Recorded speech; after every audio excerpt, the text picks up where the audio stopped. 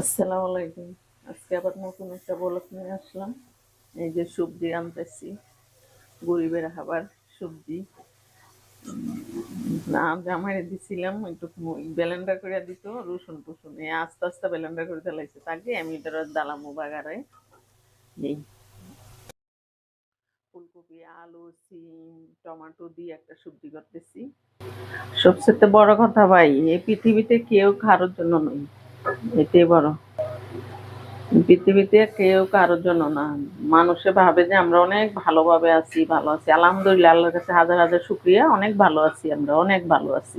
যখন তরকারি বাগার দিছি, তরকারি কালারে অন্যরকম হয়ে গেছে, বুঝছেন ভাই। আমরা যে মনে হোক আলহামদুলিল্লাহ, নিজের ব্যক্তিগতভাবে আর কাউকে কিছু বলার নাই।